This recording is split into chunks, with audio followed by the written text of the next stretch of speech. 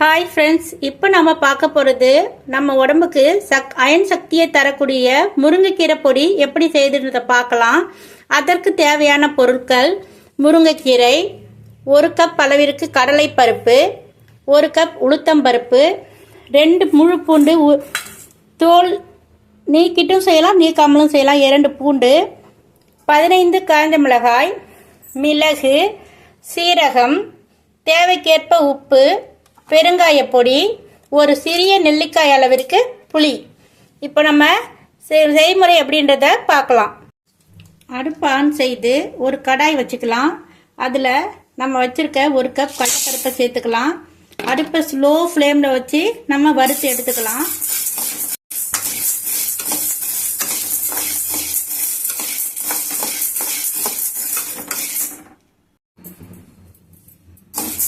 கடலைப்பருப்பு நல்லா செவந்து வறுத்துருச்சு. இப்போ இது நம்ம ஒரு பிளேட்டுக்கு மாற்றிக்கலாம்.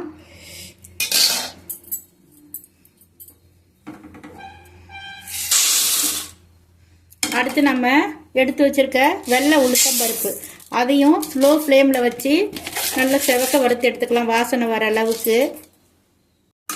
பாருங்க, உளுந்து நல்லா செவந்து வந்துடுச்சு. இப்போ இதை நம்ம ஒரு பிளேட்டுக்கு மாற்றிக்கலாம்.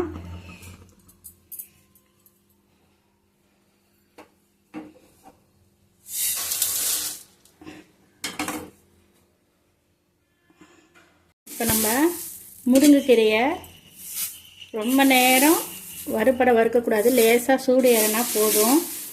ஏன்னா முருங்கைக்கீரை ரொம்ப சாஃப்டானது, அதனால் சீக்கிரம் கருகி போயிடும். நம்ம சும்மா லேசாக வதங்குற அளவுக்கு இதை தொட்டு பார்க்கும்போது சூடு இருந்தால் போதும். அந்த அளவுக்கு நம்ம லேசாக வறுத்து எடுத்துக்கிட்டால் போதும்.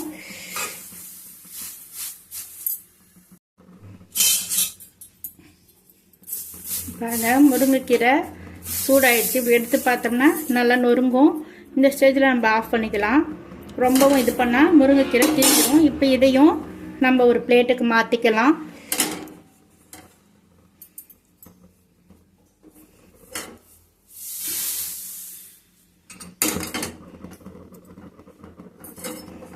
இப்போ இதில் கொஞ்சமாக நல்லெண்ணெய் சேர்த்துக்கலாம்.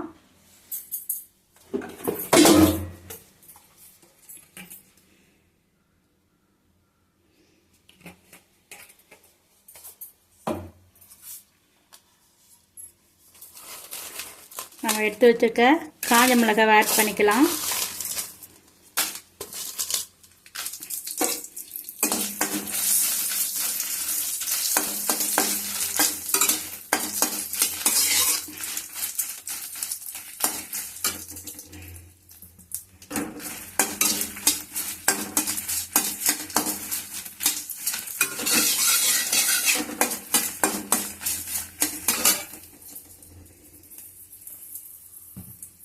நம்ம எடுத்து வச்சிருக்க மிளகு, சீரகத்தை ஆட் பண்ணிக்கலாம்.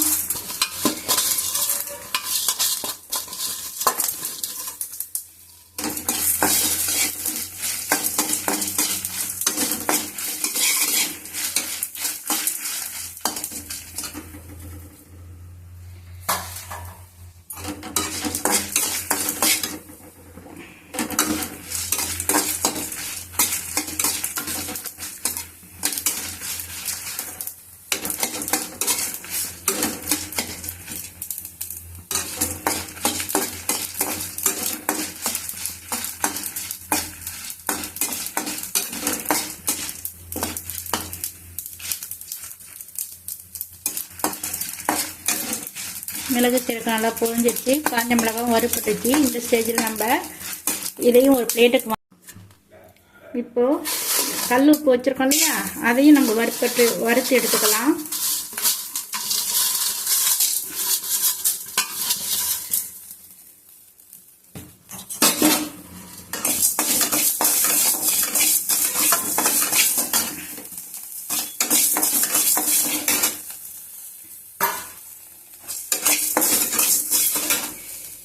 இது கூடவே அதுக்கு தேவையான பெருங்காயத்தையும் சேர்த்துக்கலாம்.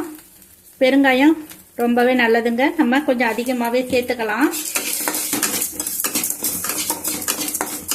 இப்போ இதையும் பிளேட்டுக்கு மாற்றிக்கலாம். இதில் கொஞ்சம் நல்லெண்ணெய் விட்டு நம்ம எடுத்து வச்சுருக்க புளியை நல்லா வறுத்து எடுத்துக்கலாம்.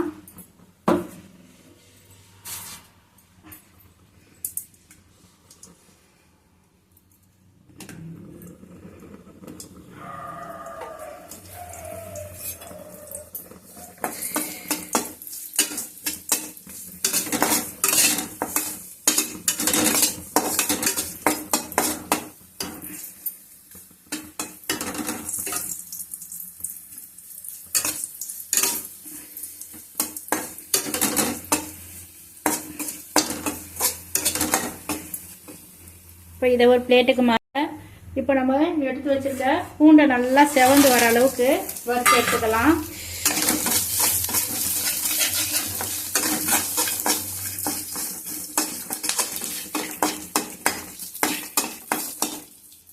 இதில் நான் ஒரு பொருள் சொல்ல மறந்துட்டேன். எள்ளு தாங்க.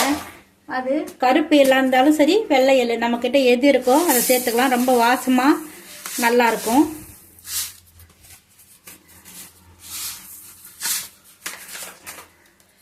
இதையும் வறுத்து பிளேட்டில் மாற்றி எல்லாத்தையும் ஆற வச்சு பவுடராக்கி உங்ககிட்ட காமிக்கிறேன். வறுத்த பொருள் எல்லாத்தையுமே நல்லா ஆற வச்சு ஆறினதுக்கப்புறம் மிக்சி ஜாரில் அரைச்சி எடுத்தோம்னா முருங்கைக்கீரை பொடி நல்லா இருக்குங்க.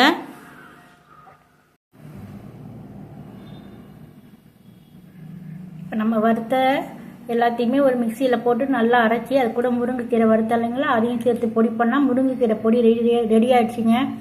இதை நம்ம சாதத்து கூட கொஞ்சமாக நல்லெண்ணெய் கலந்து சாப்பிட்டோம்னா ரொம்ப சூப்பராக இருக்குங்க. இட்லி தோசை எல்லாத்துக்குமே தொட்டுக்கலாம். இப்போ நம்ம குழந்தைங்களுக்கு வெறும்னா நம்ம அடை அதை மாதிரிலாம் செஞ்சு கொடுத்தா சாப்பிட மாட்டாங்கங்க. இதை மாதிரி பொடி செஞ்சு நம்ம கொடுத்தோம்னா அவங்க சாப்பிட்ட மாதிரியும் ஆயிடுச்சு, அவங்களுக்கு அயன் சக்தி கிடைச்ச மாதிரி இருக்குங்க. என்ன ஃப்ரெண்ட்ஸ், இந்த வீடியோ உங்களுக்கு பிடிச்சிருந்தா லைக் பண்ணுங்கள், ஷேர் பண்ணுங்கள், சப்ஸ்கிரைப் பண்ணுங்கள். தேங்க்யூ.